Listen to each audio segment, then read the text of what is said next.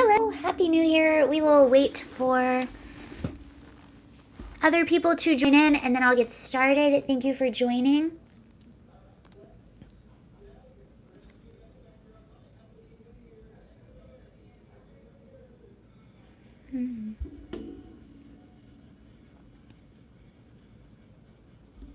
Yikes. Okay, Hello, thank you for joining. I'm still a little bit sick. Hey guys, Happy New Year. I'll wait just a few seconds, see if other people join, and then we'll get started. It should be a fun live stream. We're going to talk about all the wacky things of 2021, and there's plenty to talk about. Hello, thank you for joining, everyone. Happy New Year.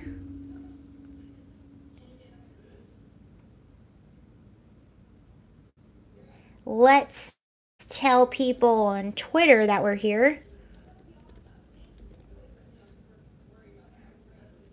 Hi, Ken. How are you? We'll tell people on Twitter that we're here.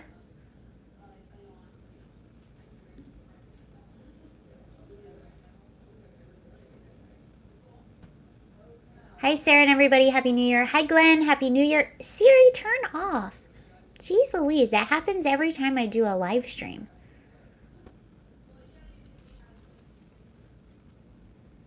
All right. I will tell people on Twitter that we're here and we're live, and then we'll get started.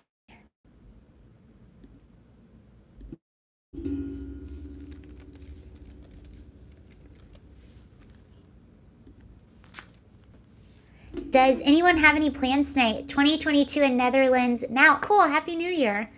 We have 6 hours to go. Happy New Year. Hi, Pete. How are you? Thank you for joining.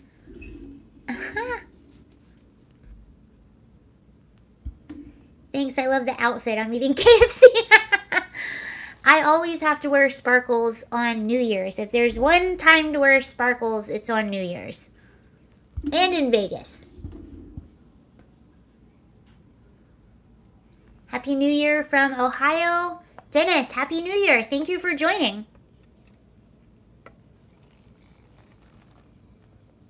Hello from Hershey again. I'm still stuck at work. Happy New Year. Hi from Hershey. Oh, you're still at work. Hopefully you are finished soon from work. Okay, shall we get started? So I wanted to start out, I wanted to talk about some of the crazy stories that happened over the past year. I really think this was the year of the downfall of some bad actors. UPS driver. Oh, okay. I do. I think it was the year of the downfall of a lot of bad actors, and we're going to talk about that. CNN specifically did not have a good year. But before I get started, we just found out just a few hours before I started this live stream that Betty White passed away. I'm sure all you know who she is, Betty White. And I actually think this is a really good way. Happy New Year, Special K. I actually think this is a really good way to start out the live stream because Betty White, and I lived in Hollywood for a while, so I very much am familiar with Betty White and her career. Hi, how are you? Evening. Hi, Hammerstein. Oh, yay. So Betty White passed away today. She was 99 years old. And Betty White she is in the Guinness Book of World Records for having the longest entertainment career in television history, which spanned 8 decades. I believe a little bit over 8 decades, maybe. So she's just an incredible woman. And I found a page with a few quotes from her, and I wanted to read a few of those for you. And Betty White, I feel like, and this is such a, when someone her age dies, and a lot of people are saying it's so sad, she died just a few weeks before her 100th birthday. Her 100th birthday is on January, 99 years old. Yes. Her 100th birthday is actually on January 17th. So a lot of people are saying like, oh, it's so heartbreaking, it's so sad. She died a few weeks before her 100th birthday. But whenever someone past a certain age passes away, of course it's sad because you miss them and there's clearly a void, especially someone like Betty White, who is such a unique person. So yes, there's a void and you miss them, and that is sad. But I also think it's sort of, she lived a long life. She lived 99 years, and I think she lived her life to the fullest, and she lived it very well. I have a few quotes from her, and I want to kick off this live stream reading a few of those because I found them pretty inspirational, and we're coming into a new year. And I think she just had a really good message, and she is someone, in my opinion, that just got it. Whatever it was, she just got it. She knew exactly how to live her life. She lived it to the fullest. She lived long. She lived healthy. She was working up until some of her last days. She was still doing interviews. And I just think whatever it is, whatever the secret to a long, happy life is, I think that she had it. So I think that her words do hold weight, and she's just such a fun person. So I'll read you just a few of her quotes to start this out, and then we'll get into all of the wackiness and some of the craziest stories and funniest stories of 2021, and we'll make fun of politicians and celebrities like we normally do. But I read this. If you watched my short about her, then you saw this. So she's in the Guinness Book of World Records for the longest entertainment career in television history. And when she was awarded the world record, this is what she said. She said, "I have no regrets at all. I consider myself to be the luckiest old broad on 2 feet." And this is a quote from her book. "Everybody needs passion. That's what keeps life interesting. If you live without passion, you can go through life without leaving any footprints." I believe that. She also said to The Insider, "My answer to anything under the sun, like, what have you not done in this business that you've always wanted to do?" And she said, "Robert Redford." So she never lost her sense of humor. Here's another quote. "Happy New Year." Here's another quote from Betty White. "I'm a health nut. My favorite food is hot dogs with French fries. And my exercise, I have a 2-story house and a very bad memory, so I'm up and down the stairs."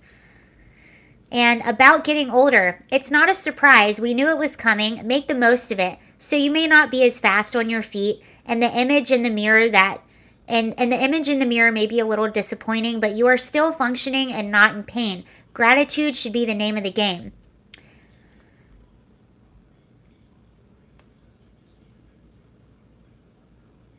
"My mother always said, the older you get, the better you get, unless you're a banana."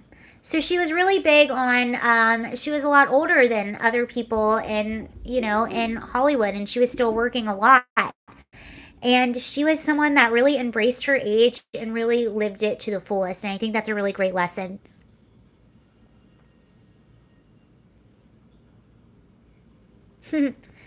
This is a good one. "I just make it my business to get along with people so I can have fun. It's that simple."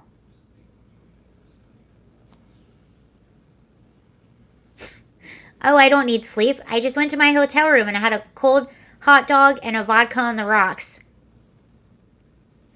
She says, "Does desire melt away with age? I'm waiting for that day to come." She also said, "I'm a teenager trapped in an old body." It's so funny. I find someone like her very, very inspirational because I don't know about you all, but I grew up around people that always said growing older it sucks. Oh, it sucks getting older. Oh, it just sucks growing older. Everything sucks about getting older. So to have someone like her that speaks like this, I think is very important because I don't think it has to always suck. I don't think so at all. "Retirement is not in my vocabulary. They aren't going to get rid of me." She said this to the Chicago Tribune.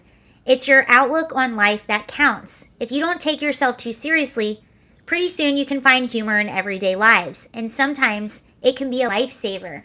That's sort of a theme of what we talk about very often. And a lot of people that are super woke and super into cancel culture, they take life so seriously and they forget to have a sense of humor and to make fun of themselves and to be able to make fun of other people.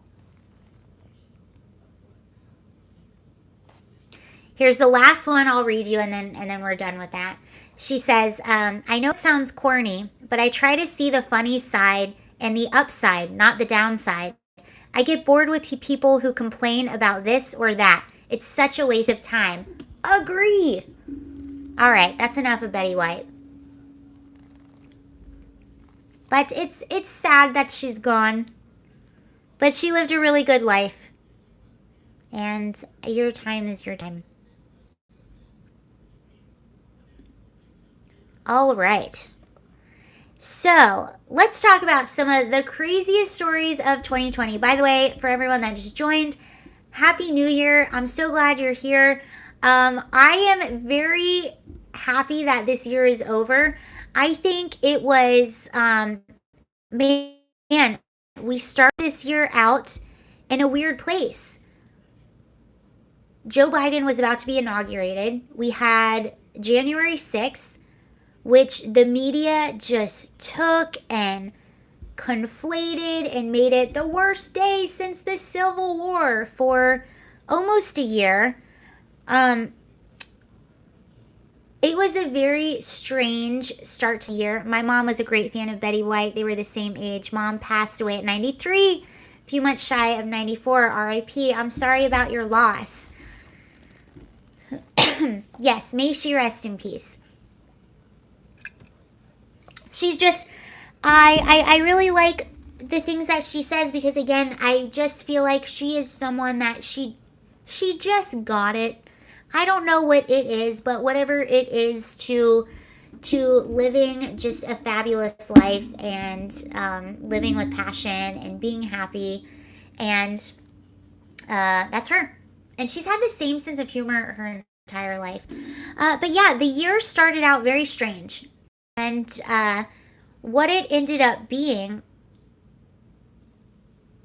was, I feel like it was the downfall of a lot of bad actors. I really do. And some of the craziest stories from 2021. Well, January 6th happened, which again the media took and used as the insurrection. It was sort of like, I almost think, putty in a lot of people's hands because they could finally say, look, these people are exactly the caricature that we made them out to be. Up until a few months ago, I was watching news stories and they were still running with the January 6th thing. That happened. One of the craziest downfalls was Andrew Cuomo. Happy New Year! One of the craziest downfalls was Andrew Cuomo because he was about a year away from talking about running for president, and that was really on his mind. He wanted to run for president. He had all of these political aspirations, and the nursing home incident happened, which didn't get a whole lot of media coverage. And then he had all of these allegations come out against him. And I don't know if you know this, but I believe the state of New York, let me just double check.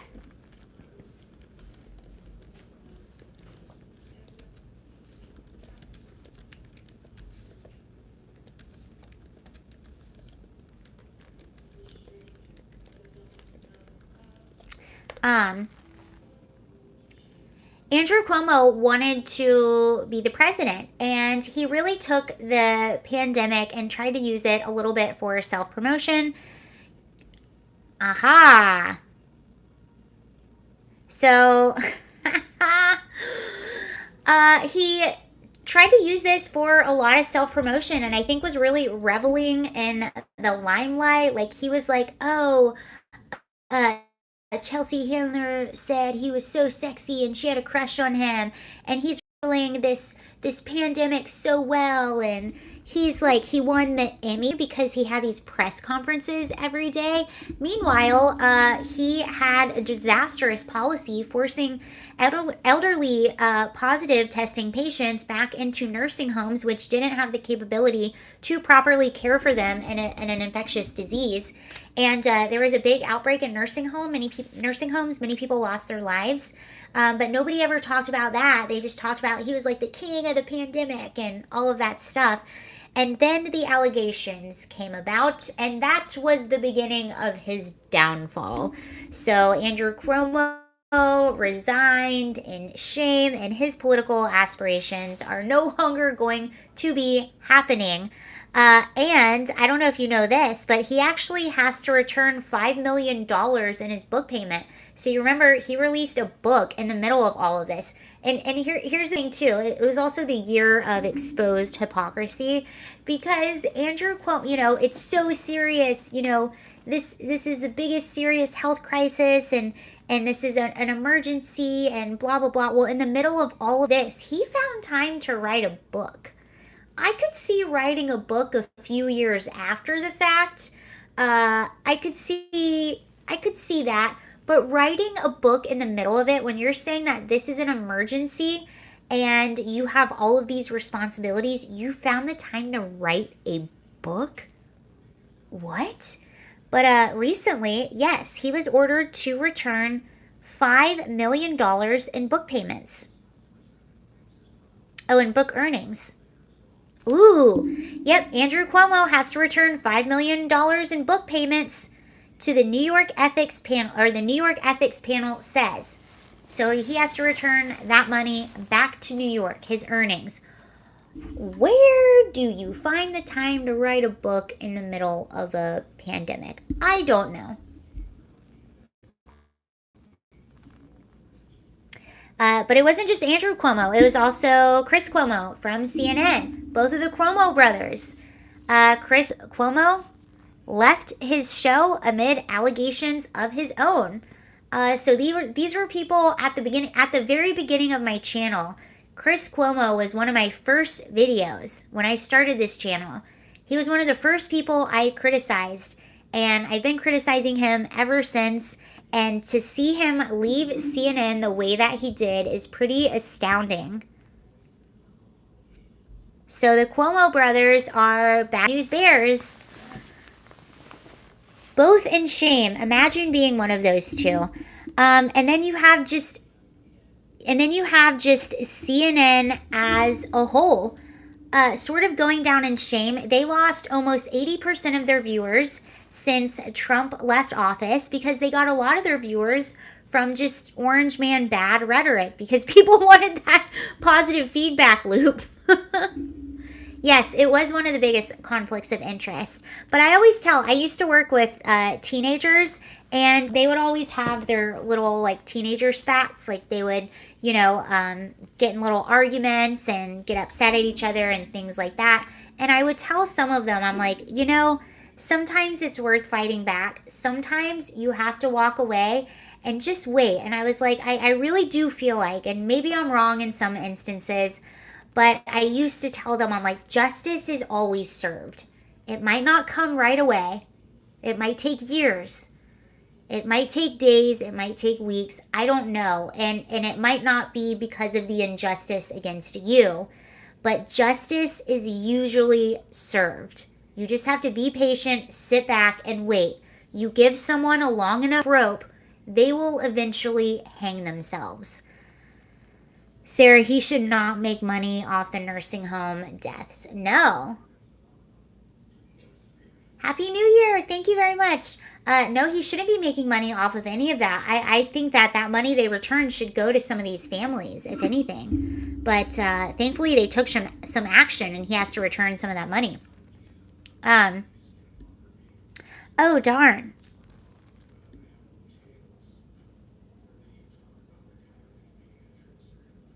Oh, here we go.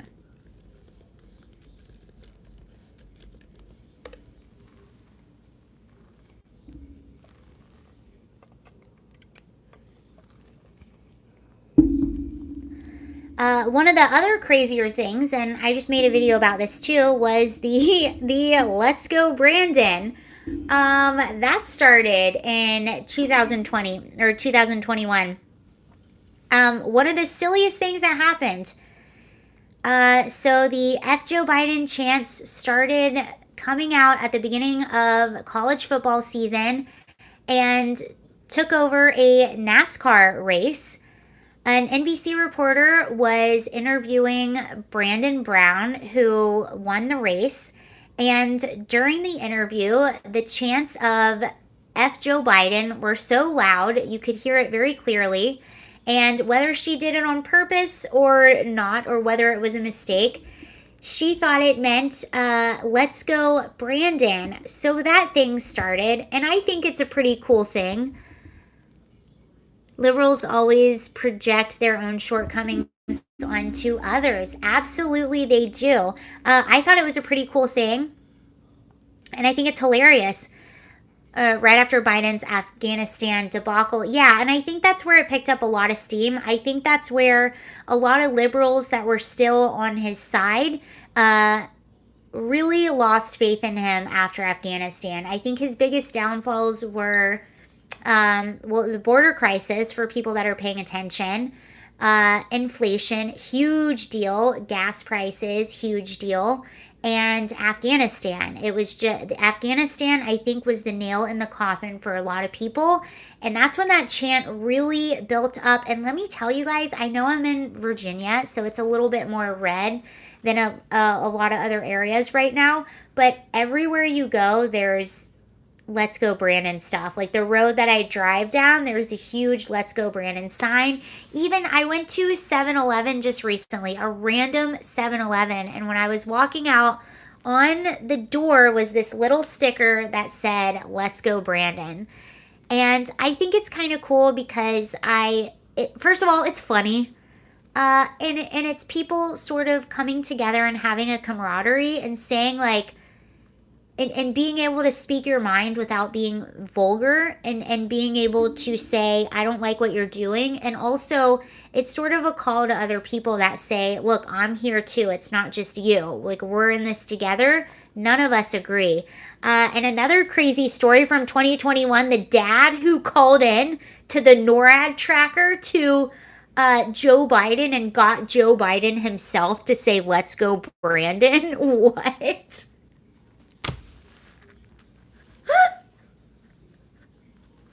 I mean, what a great way to end the year with Joe Biden himself saying, let's go, Brandon. Just about any category you can think of has gotten worse since Biden took office. I can't think of, okay, I played this game. He did agree. He said, yeah, let's go, Brandon. Okay, let's play a game. Can anyone name one thing? And I know we're a little bit biased, but let's try really hard. Can anyone name one thing that has gotten better under the Biden administration? Just name one thing. Anything. I know we're biased, but try really hard. One thing, anything.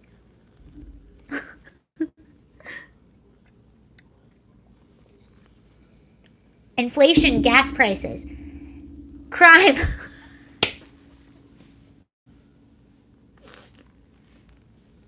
Like, life as an illegal immigrant. Exactly. He has not done one thing for the American people. And actually, I don't know if you saw this, but Hillary Clinton recently made a statement. I saw this headline yesterday. She recently made a statement and said crime and fraud. Okay, we got it. Hillary Clinton recently made a statement and said, Democrats need to get it together for 2022. They need to let go of these super leftist policies because these are ruining the Democratic Party and it's stalling things. So you have people like AOC, Ilhan Omar, Rashida Tlaib that are super far left. And the thing about these super far left policies is that most Americans don't want that. Even Democrats, most Democrats are moderate Democrats. They're not far leftists. And they push for a lot of far leftist policies. And the people that represent moderate Democrat districts or even Republican districts like Joe Manchin, they're not going to vote for these these far left policies because they know that their constituents, this isn't in the best interest of them. So they're actually, a lot of these like far leftist Congress people are not getting things done, and they're actually hurting the Democrat Party because of that. So she was saying that they need to get it together. Otherwise, they're going to lose in 2022. So even Hillary Clinton recognizes this. Exactly. You almost think it works for our, yes, it works for what works for Republicans. Some of these far left policies because, well, as far as Congress goes, not in real life. In real life, they just hurt everybody.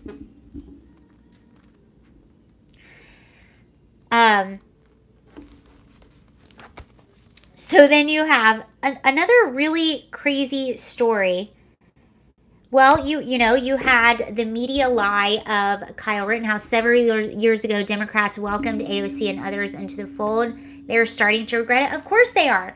I believe AOC, like, she's very popular. She has a following, but she's one of the least effective people in Congress. She has not gotten anything done in Congress.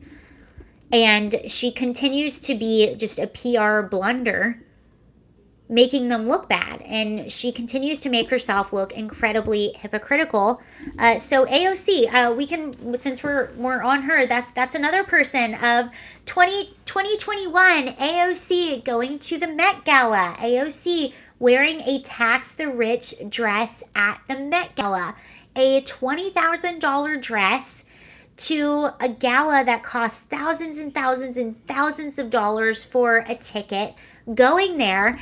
And it's one thing if you go there and you're trolling people and you're there to make a point and you're there to make a statement. That's not what she was doing. She was laughing, she was smiling, she was schmoozing, she was eating it up. She loved being there. She did not make a statement. The only statement that she made is that she is a ginormous hypocrite. So that happened. That was one of the funnier things that happened. And I did a short about this earlier, but another thing that she just did. So she is currently vacationing in Florida,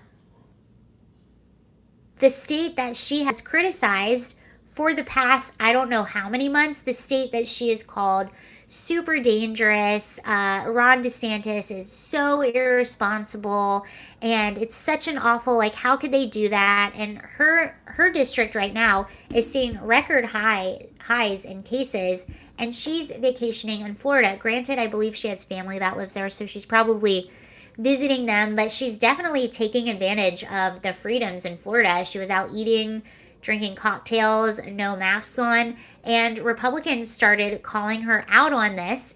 And I'm going to read you right now because this is a tweet that just came out just a few hours ago. So this is how AOC responds to criticism. This is what she said. First of all, so the picture was of her and her boyfriend eating at an outdoors at a restaurant. She's having a cocktail and her boyfriend is sitting there, like his leg is crossed and he has on Birkenstocks. Well, he has on Birkenstocks. He's wearing Birkenstocks with his toe out. Or with his feet out, his toe out. He just has one toe and it's out. He's wearing Birkenstocks with his feet out. So someone took this picture online. Steve Cortez took this picture online and he said, number one, if leftists like AOC actually thought mandates and masking worked, they wouldn't be frolicking to free Florida. Number two, her guy is showing his gross pale male feet in public, not at a pool beach, with hideous sandals. 0 for 2 for AOC. And this is her response. She says, if Republicans are mad that they can't date me and they can just say that instead of projecting their sexual frustrations onto my boyfriend's feet, you creepy weirdos.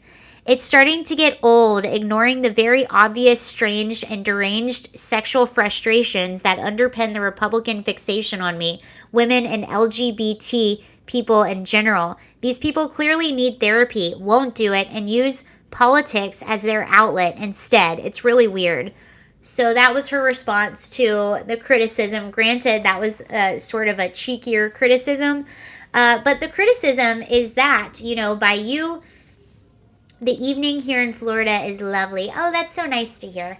The criticism with AOC is that her being in Florida amid everything that's happening, given how harshly she criticized Ron DeSantis, um, and being outside, enjoying the freedom, that is just, it just makes it very clear that what she's doing is pure political theater, which does nothing for her constituents. It does nothing even for the Democratic Party. It just makes people look bad. And it makes it look like she has a really bad PR team. I don't know if politicians have PR teams.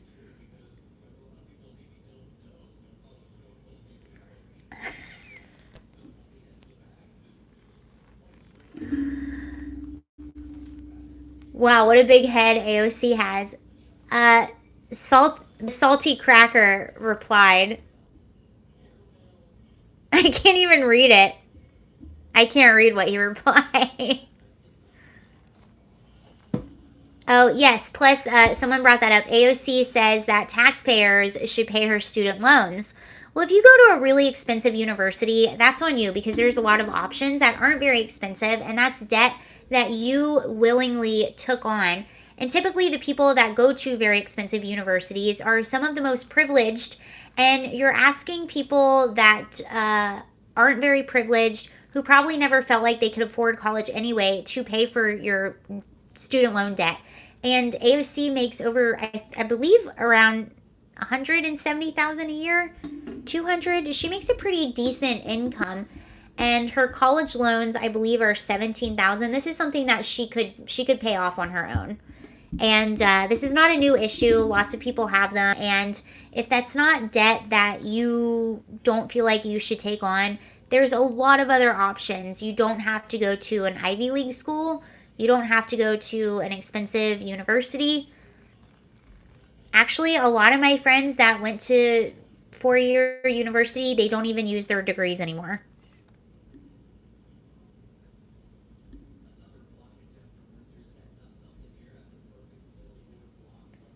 That's because she might get voted out.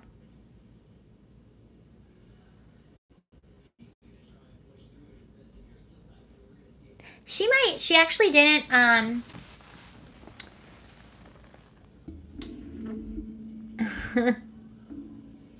Someone said, "Love the sparkly top." Thank you. It took me many years to repay mine. Yeah, a lot of my friends have student loans. I didn't. I didn't go to a four-year university. So, oh, there is a bug on me. Oh my god. Oh my gosh. Do you guys know what a stink bug is? Ew. I can smell it.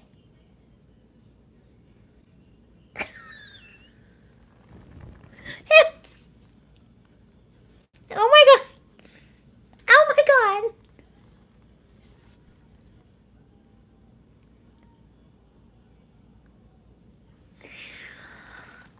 There has been, so I'm in Virginia. We're on a farm, and there has been, and so they have something called stink bugs, which I didn't even know what that was a few months ago. But there's been a stink bug in this room like all day, and I'm just trying to let him live his life and, do whatever you need to do. As long as you don't bother me, I won't bother you. But he's been bouncing around the room all day, and he just landed right here, and I didn't know what it was. And they're big, so I looked down, and it was really alarming. And it's weird because I can smell it. Ew. It's not like a, no, spray it. Safe to say Sarah will never be, no. Ew. I can still feel its little legs. Where did it go? It's been here all day, but I didn't want to kill it. When it's cold, they like to come. They are prehistoric. They are. Yeah.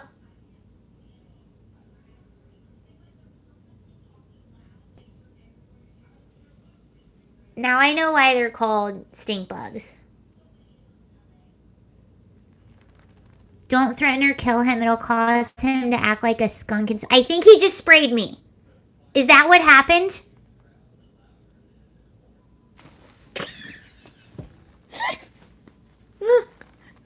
I think he sprayed me.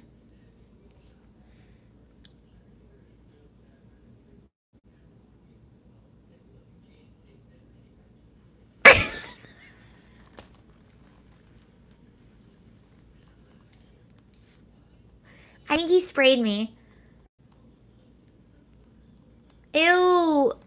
Yeah, but if you're super gentle, they won't spray. Well, I was not super gentle at all.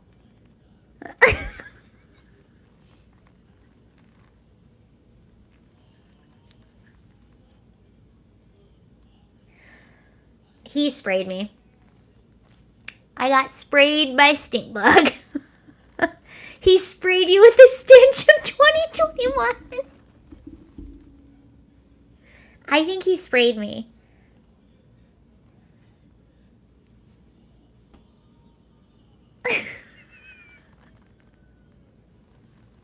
I don't know where he went. He's been bouncing around all day, but I didn't want to. I was just like, you live your life. I'll live my life. We can live in harmony. You do your thing. I'll do my thing. And then he just appeared on my hand.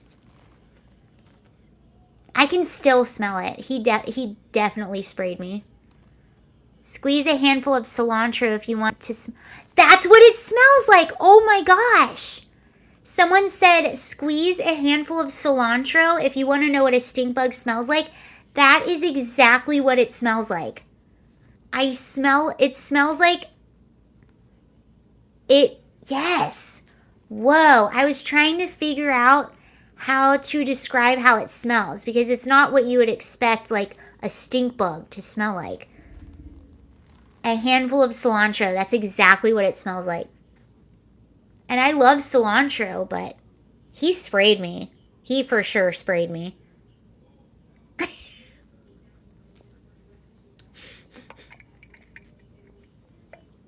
Well, if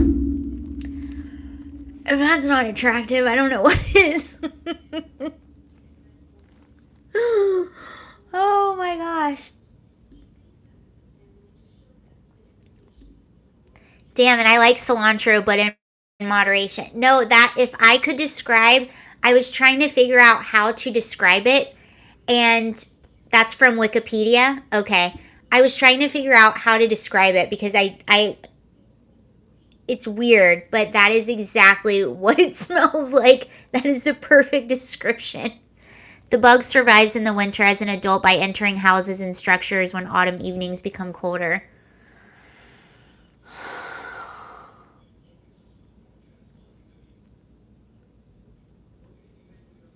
Ugh. They're nice bugs.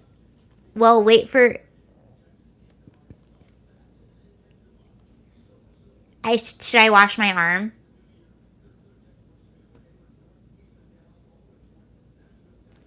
Hold on, I have wipes.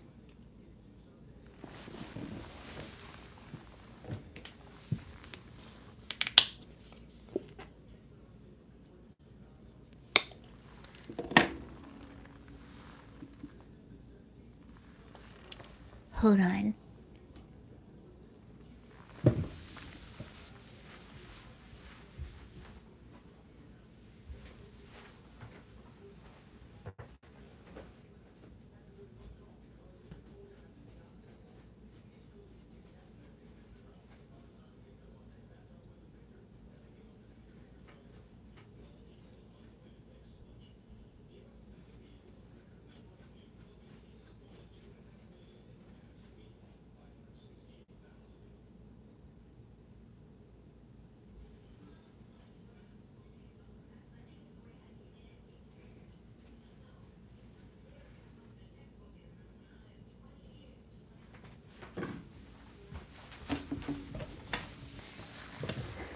Okay. At least, Okay, at least that wasn't as hard to get off as a skunk if a skunk sprayed you. That was fairly easy. Sorry about that. I was just shocked. I've never come in contact with that kind of bug before.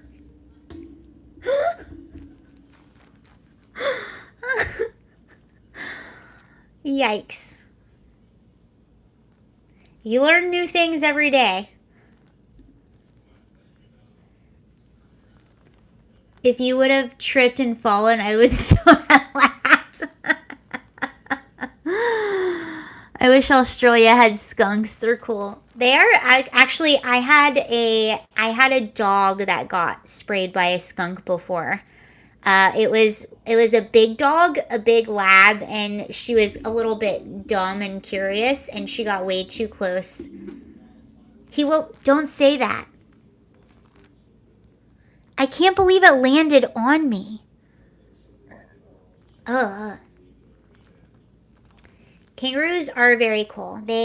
Kangaroos punch. They get in brawls. Sarah, my neighbors are shooting off fireworks. Are they really? That's pretty cool. I do like fireworks. Okay, so was halfway expecting you to come back in the room like Jeff Goldblum in The Fly.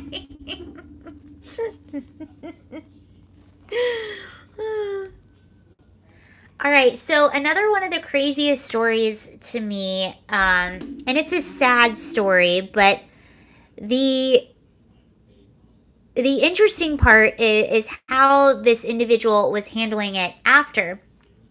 And I'm going to play some audio for you. Yep, I've almost been in a fight with a roo several times. So the fascinating thing about this story is how this individual is handling it after. And this is what happened with Alec Baldwin. So I talked about this a lot on this channel. So on the set of his movie Rust that was being filmed in New Mexico, he was dealing with a gun. I say prop gun, but it was actually a real gun, thing as a prop. And while they were rehearsing a scene, Alec Baldwin was holding it and fatally shot his cinematographer, Helena Hutchins. And since this has happened, there are a lot of questions that have come up. Tomato juice for skunk smell. Yes, I can't remember what we bathed that dog in something. Hold on, I'm just gonna check. I'm good. At least it comes off a lot easier.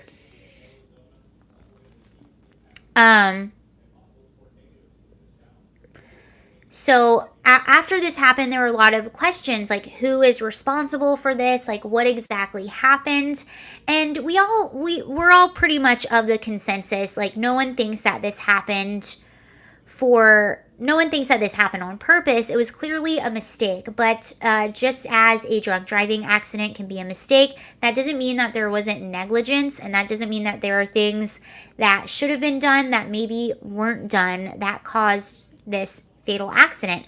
So there's been a lot of questions about this. She said Alec broke protocol. Yes. So there's a lot of different fingers being pointed in different directions. Alec is saying, I did everything. Alec is putting the blame on other people, and other people are saying, no, he actually broke protocol as well. And now there is investigation, but we don't know if anyone is going to be criminally charged. And rest in peace, Helena, and God bless her son and her husband, because we just had holidays, and I can't imagine how difficult this was. And her 9-year-old little son, apparently her and her son were incredibly close. So clearly, like, prayers with her family. This is a huge tragedy, and she really did. If you looked at pictures of her, she just looks like kind of a little, just a ray of light, like a very cool woman. So the world is definitely worse without someone like her. Geez, how old was she? She was still young. She was 42. She actually looked a lot younger than 42. But she's a beautiful woman, 9-year-old son and husband. And since this, Alec Baldwin's behavior has just been really bizarre. And if I had any sympathy for him before, it's just every time he does something publicly, it's just less and less and less.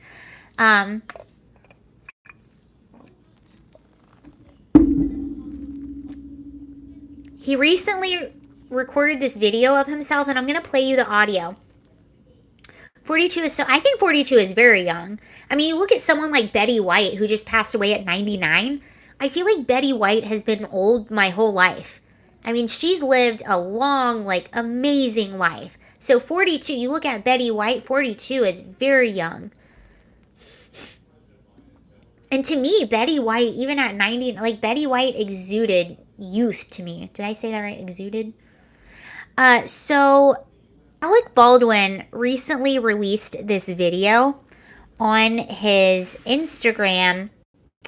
And the very interesting thing is about this video is so one of the things that you couldn't help but ignore with this entire Alec Baldwin situation was the fact that he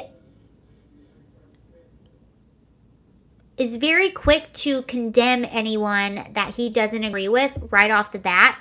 Very quick to jump to conclusions and assume other people are evil and bad if they don't agree with him. But then in this situation, he expected everyone to have the utmost sympathy for him and to feel sorry for him and to look at him as the victim. He even did this ABC interview with George Stephanopoulos, and he started out by saying, I'm not the victim here. I'm not the victim. And then continued the entire interview in the manner of, we should feel sorry for him.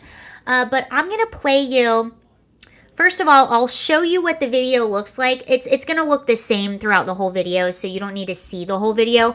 But I'm going to play you the audio from this video that Alec Baldwin just released on his Instagram, I think a few days ago or a week ago. And it's like, dude, what are you doing? Who is advising you to do this? Are you this out of touch? Are you this narcissistic? And here's the irony of it. Who does Alec Baldwin hate? Donald Trump.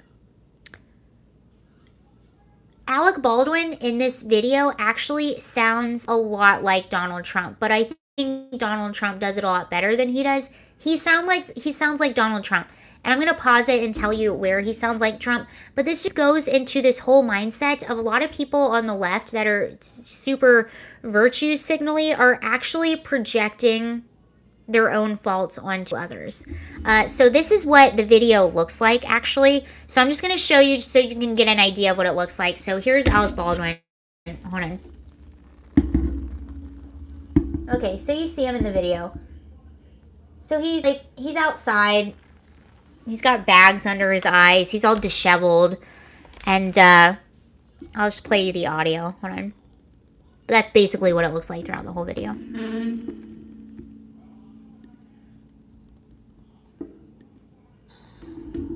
I wanted to take a moment to say thank you to all of the people who sent me such kind words and,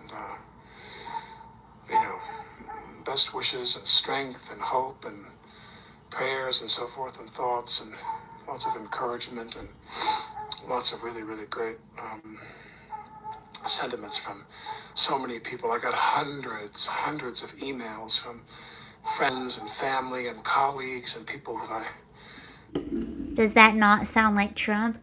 Huge. We got huge numbers. Hundreds of people. All the people support me. Hundreds of people.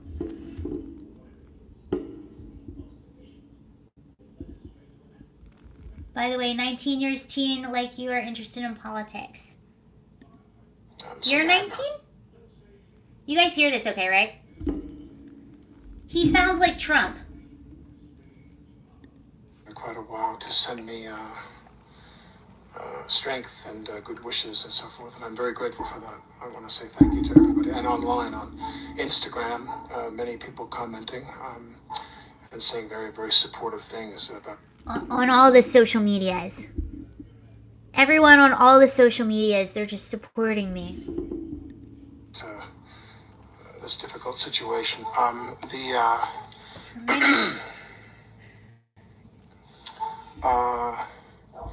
looking forward to some aspects of this being behind me. Of course, for everyone who's involved in this, it's never going to be behind us because somebody died so tragically. I want this to get behind us, but oops, not. It's never going to be behind us. And I never lose sight about that. Not a day goes by I don't think about that. But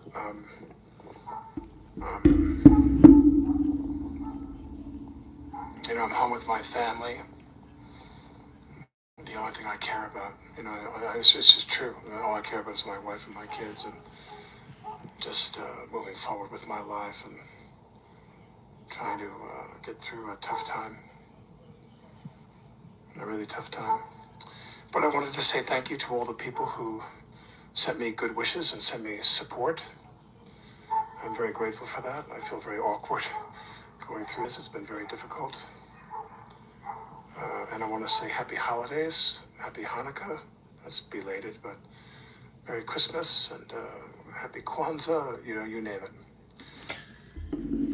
Happy Easter. Happy Valentine's Day that's coming up. Happy Memorial Day.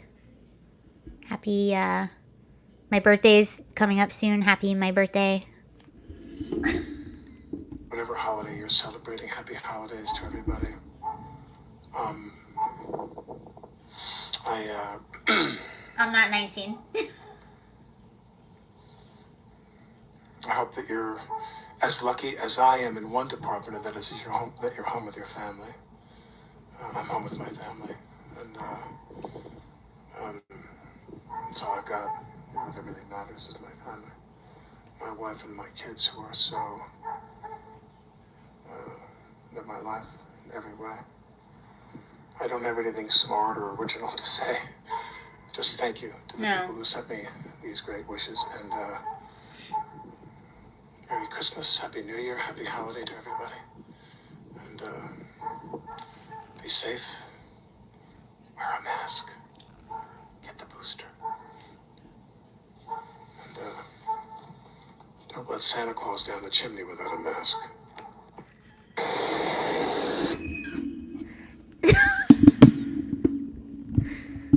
So, it was just a very awkward video. It continues to it's getting a little creepy in here. I agree. It's getting a little creepy. Are you talking about the video, or I haven't seen anything in the chat. Sometimes the chat gets creepy.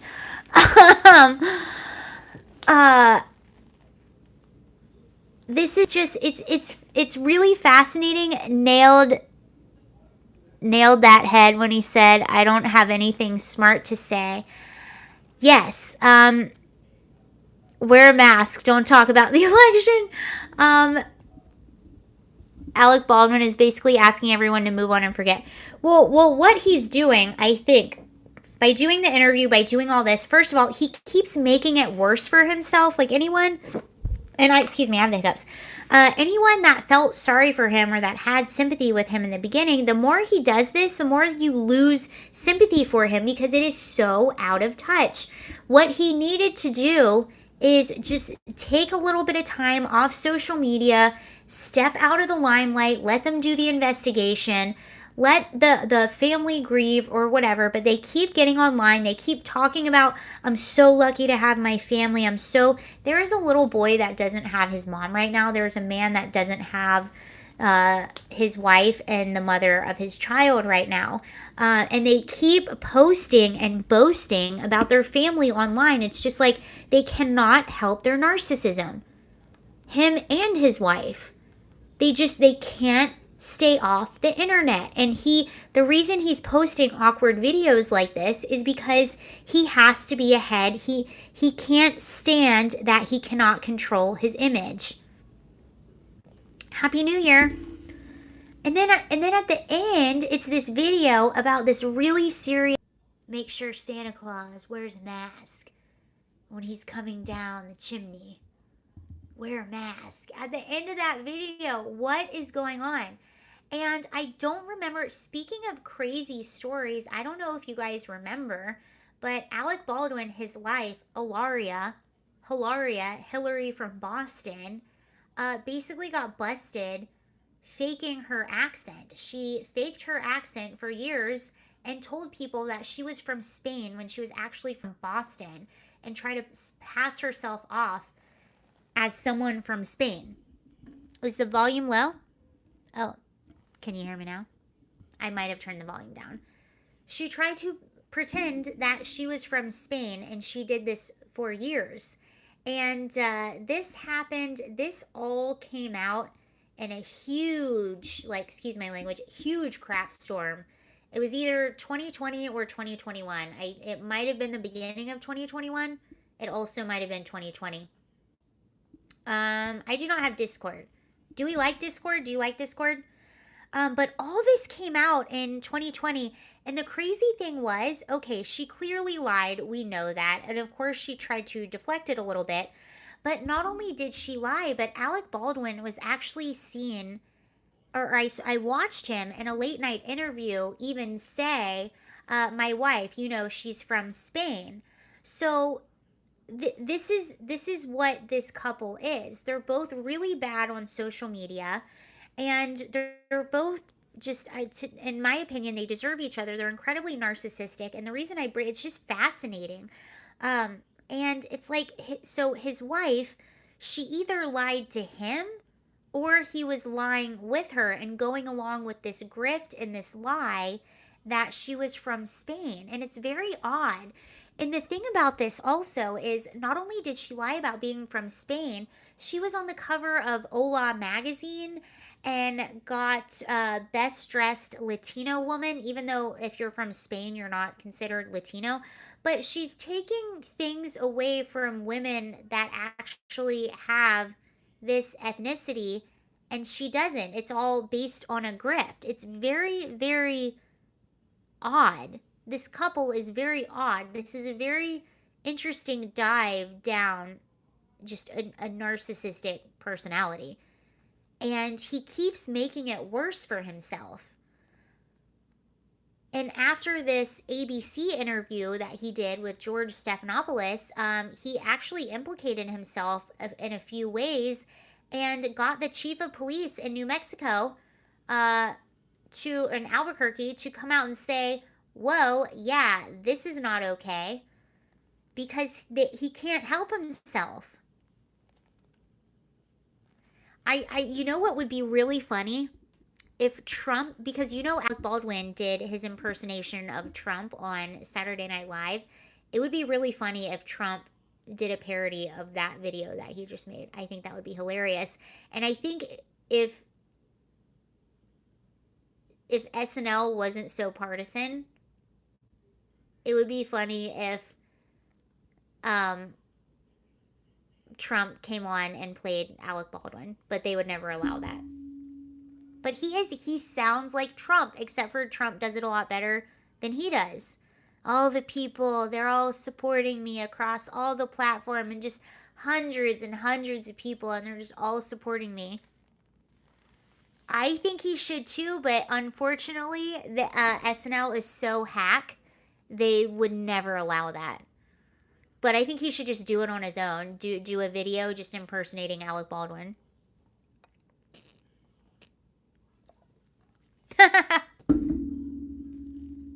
So AOC meltdown is trending on Twitter. I'm not joking. AOC meltdown is trending on Twitter. Oh, Candace weighed in. Candace Owens weighed in. Okay.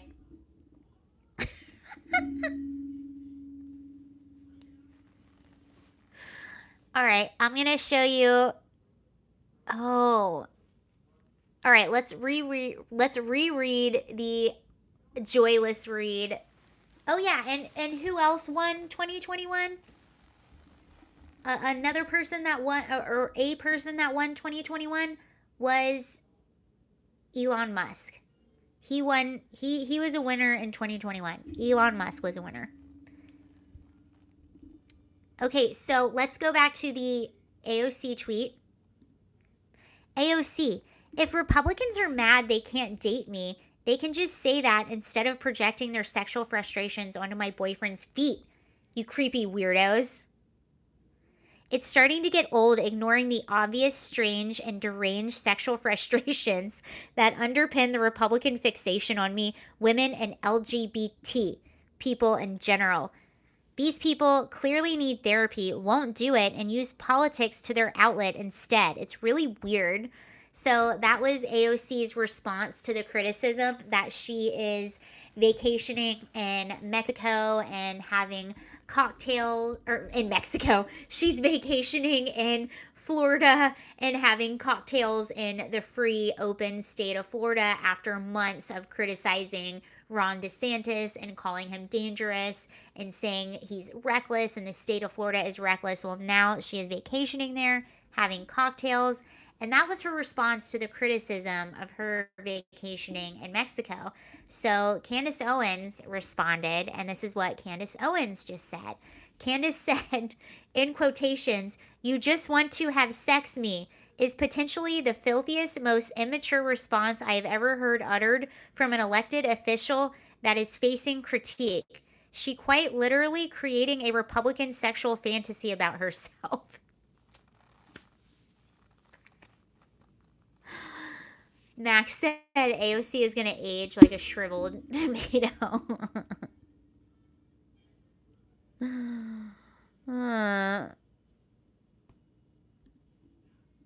I hope a waiter salts her margarita with X-Lax. Oh my gosh, yeah. Kyle Becker says, I go away for 5 minutes and AOC meltdown is trending.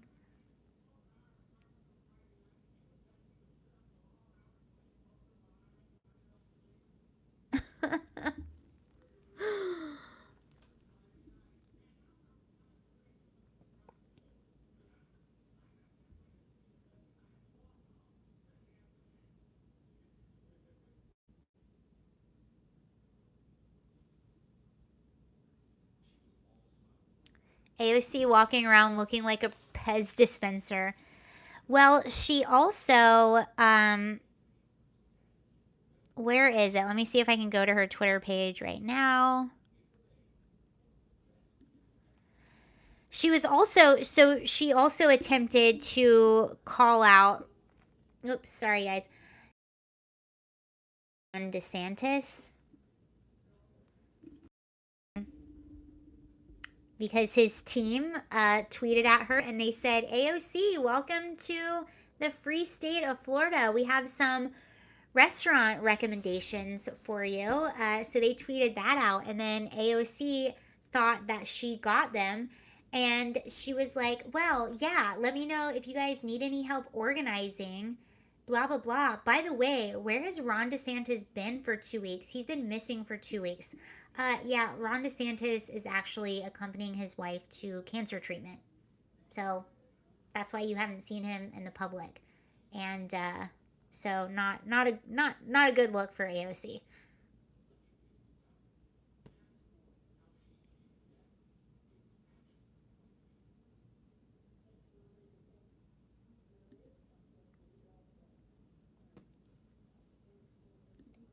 I've been a huge Trekkie ever since the show first aired, and that's why I'm so thrilled to see Nichelle and George Takei. Oh, that was some Betty White. Do you want to hear some Betty White?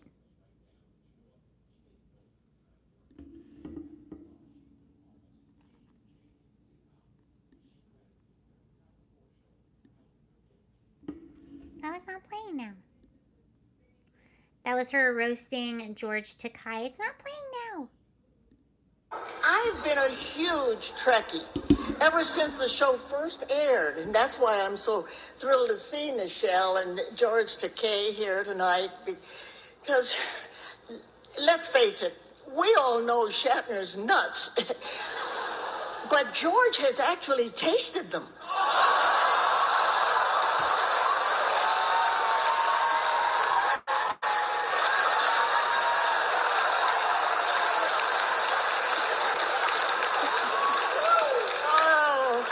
It always makes me laugh when I see Artie Lang on stage, knowing I'm going to outlive him.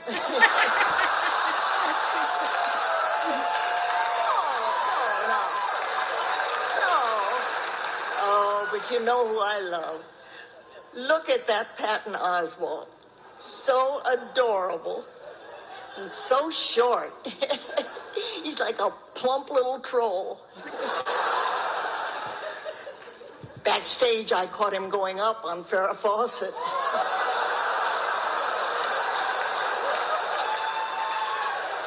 Oh, Farrah, you know I don't mean any of this. You know that. I feel such a special connection to you, Farrah.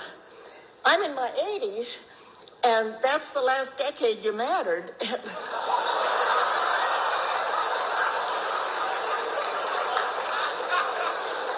And who else is here tonight? Where's Spock? And James Spader? And Bones and Scotty and... Oh, Bill, all your friends are either dead or they hate you. To be fair, I'm a little of column A and a little of column B. But you look great. You know, they make 1% milk now.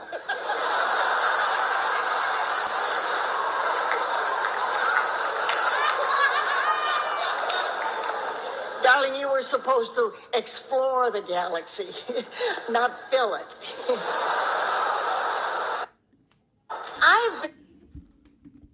That was Betty roasting George Takei. I don't know. She's so funny. I made a little short about her death. And I was saying in the short one of my favorite Betty White jokes. And it wouldn't upload. She was roasting George Takei. Is that how you say his name? It wouldn't upload because the joke was so raunchy. So it wouldn't upload to YouTube. And I can try to tell you what the joke is, but it was in one of her books. And the joke was, I don't know why people say grow a pair of, because they are weak and sensitive. What they should really say is grow a vagina, because they can take a... And that was a joke that Betty White said. I said that in the short, and YouTube would not upload it because it was so raunchy. But that was a Betty White joke.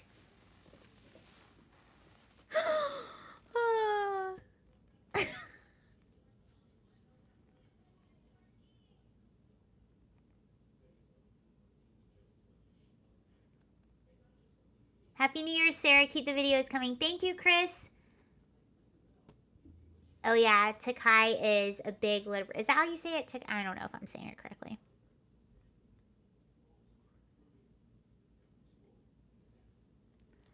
Did you see anything about the controversy at ASU, the Multicultural Center? No, we actually talked about that in the live stream the other day. We played the audio from those girls. These girls are absolutely delusional. So these are the two girls that they're activists, and they were part of a group of girls that tried to get Ron DeSantis. They're a part of a group that tried to get Kyle Rittenhouse kicked out of ASU. He does online classes, and they tried to get him kicked out. Takei. Okay, pretty sure it's Takei. Now I know. Thank you. I think you're right. I'm pretty sure that's how Betty White pronounced it, and that's why I kept asking, because I'm like, I don't pronounce it the way she just pronounced it. So these girls went up to anyway, but they're just those type of activists. Anywho, a few months back, there was this multicultural center at ASU, and there were two white boys in the multicultural center, and they were just sitting there doing their studies. And one of them had a "I didn't vote for Biden" t-shirt on. Another one of them had a sticker on his laptop that said "Blue Lives Matter." And they had, this is from the girls' mouths. And then one of them had a Chick-fil-A cup, which I don't even know what that means. And then one had a Bass Pro Shops hat. So because of that, they were so incredibly offended that they went up to these guys and they were like, "You have to leave. You're offensive. You don't belong here." And there's these two white guys with all of these messages of violence and blah, you can't be here. You're making us uncomfortable in our space. And they were like, we're just studying. And hey, maybe they went there to troll a little bit, but guess what? You can do that. You're not doing anything. And if you're allowed to have one political message, why can't you have the other? And if everyone's quiet and not doing anything, this is a public university that is paid for by the taxpayers. Nobody owns this space. So you can't just go and bully people and kick them out of the space. So these girls went up to the guys, filmed them, told them they had to leave and all this stuff. And the guys were pretty perplexed about the whole thing. Well, anyway, this video of the girls filming them went viral. And a few months later, the story just kind of died until recently when the girls made an Instagram video talking about the injustice because ASU found them guilty and said, you have to write a 3-page paper about how to be civil with people you disagree with and how to respect them. And they got in trouble for it. And they thought it was an injustice. And the video was just unbelievable because they were like, we called campus police and it took them 30 minutes to get there. And we had to approach these guys by ourselves. And it's like, no, you didn't have to approach them. They weren't doing anything. And that's probably why it took so long for people to get there because they weren't doing anything. And the people you were talking to were probably like, so what did they do that made you uncomfortable? Oh, a Chick-fil-A cup. Okay, a Bass Pro Shops hat. Okay. Yeah, we'll be there. Uh-huh. I mean, honestly, these are the types of kids, like, these girls, their parents failed them. I hate to say it. Their parents failed them. Their teachers failed them. Everybody had failed these girls. They're delusional. Someone is funding them to protest and cause ruckus. I actually heard this would be interesting to look into. I'm a little curious about this because this whole concept is new to me. But I actually heard that one of the girls is maybe a paid, not an actor, like she's acting, like she's not serious, but she's like funded somehow. But this whole thing is new to me, but I saw that somewhere. I would be interested to look into that. Not unhinged, entitled, far worse. Right. I'm going to play you the audio on something. I think you'll like this. This goes into what we were talking about. This was a TikTok video that went viral today, and I just listened to it. Gen X, how did you guys do it? How did you stay out of the generational hate war? We didn't stay out of it. It was just never an issue with us. Anybody born between like 75 and 89, you automatically started going to school with multicultures. So it was never an issue for us. White, black, and brown, we was holding it down since day one.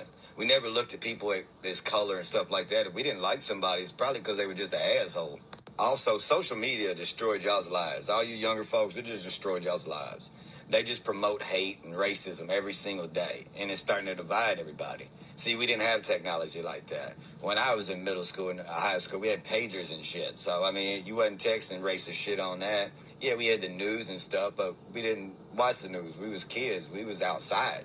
We was also not raised to be pussies and offended by everything. If somebody didn't like you, your mom would be like, quit being a bitch and go find somebody else to kick it with. And we did.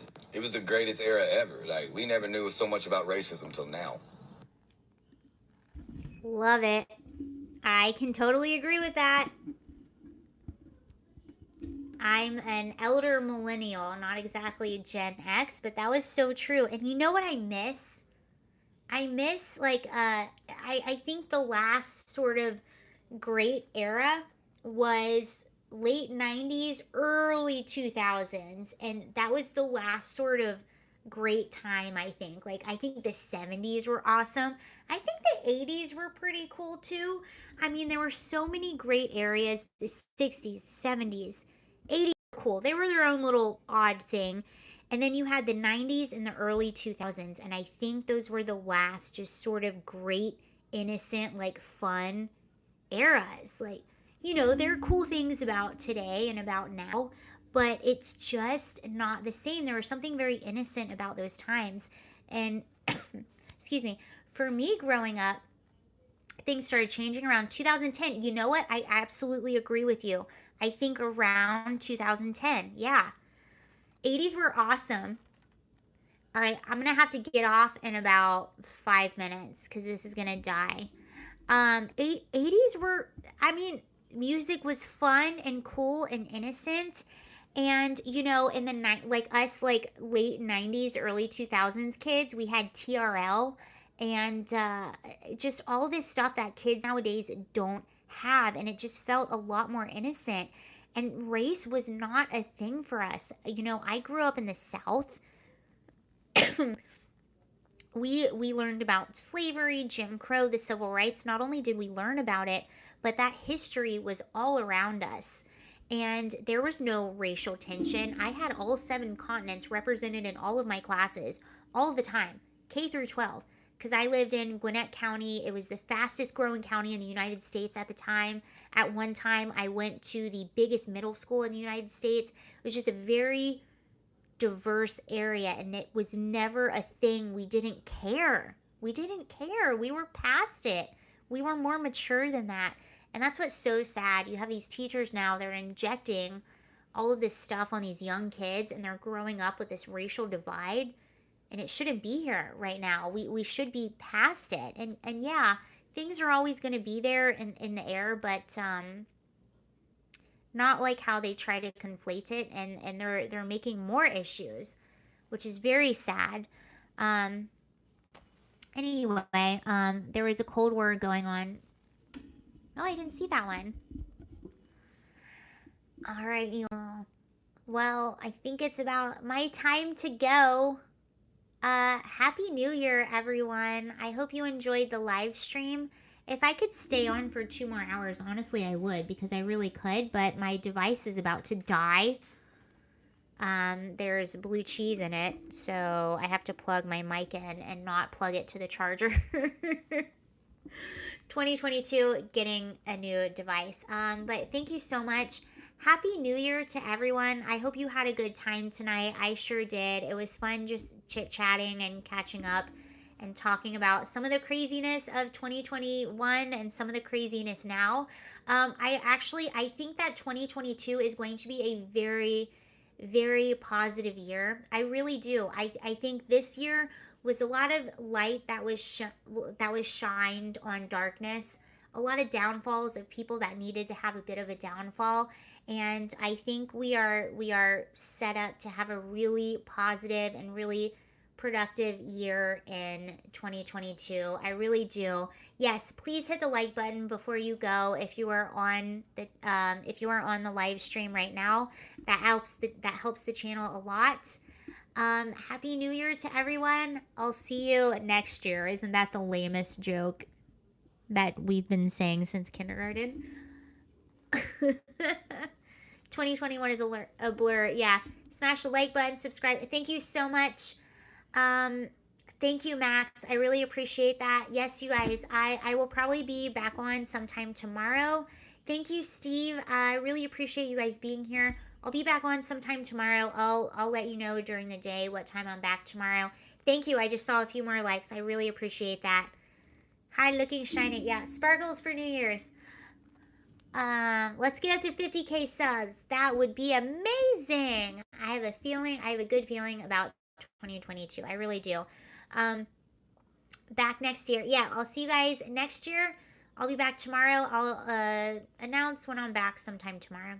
All right. Thank you all so much. That was very fun. Thank you very much. All right. Bye, everyone. Have a happy new year, and I'll see you later, okay? Have a really good and safe night. Bye. I always have trouble turning this off. A stink bug sprayed me, and now I can't turn off the live stream. It's like, okay, bye you all. Happy New Year.